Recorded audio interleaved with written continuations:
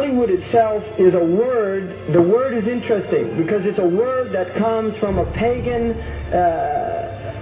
Hollywood is the holy wood, and it was the wood that the magical wands were made out of in the pagan sorcery, magic.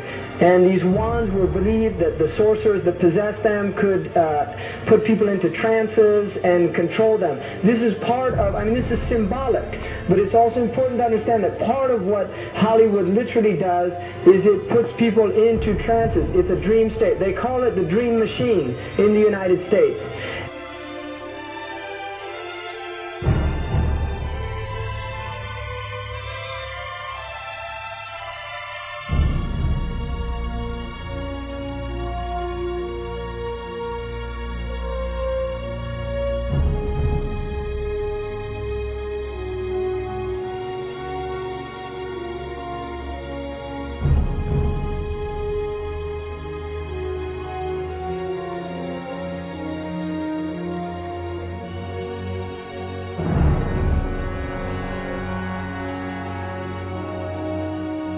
And it creates fantasies for people. It puts people into these sleep. Now, one of the things is interesting that in the part of what's done in movie theaters, in darkened rooms where people watch television, is literally a trance state that occurs. So what's called suspended state of disbelief. You enter into a state, you suspend your disbelief and enter into a state whereby you begin to believe what you internally realize is imagination. It's falsehood. Films are magic. It's just magic. You go and you watch these things and people get caught up in them. People cry during films. All this catharsis that takes place in these things. Many of the films, and this is an important element in the control mechanism, is literally allow people to go and have certain type of catharsis as a purging experience, which Aristotle talks about the necessary element. One of the necessary elements of tragedy is to create this cathartic experience. And this is why a lot of the films, especially also news and things like this is why news is very important in this culture. Everybody watches the news, they have this tragic, cathartic experience of watching the tragedies of others and then feeling safe and complacent in their own experience of this suspended state of illusory well-being. So these are very intricate and sophisticated methods. Now, I think it's dangerous, although there are elements, there's concerted efforts that take place, there's also a lot of people that have similar worldviews that aren't necessarily working together in concerted efforts.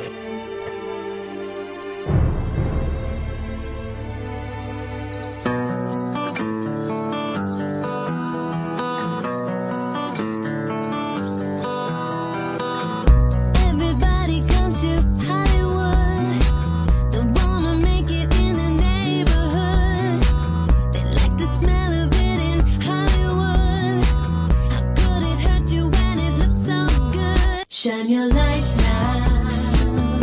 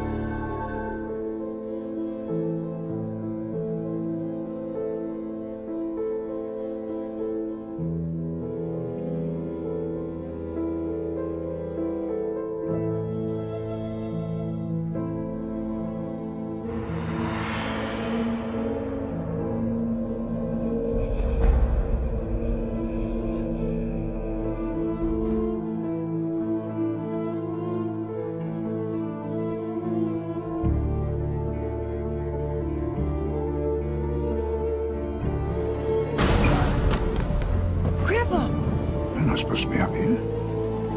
Looking at that? I just wanted to know.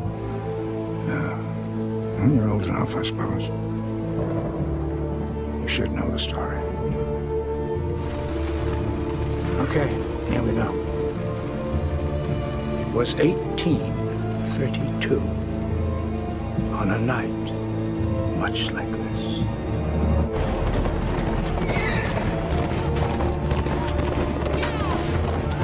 Charles Carroll was the last surviving signer of the Declaration of Independence. He was also a member of a secret society known as the Masons, and he knew he was dying.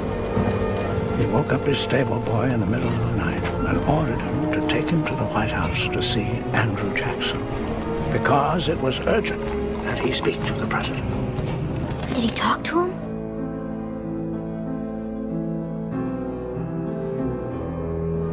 No, he never got the chance. The president wasn't there that night. But Charles Carroll had a secret.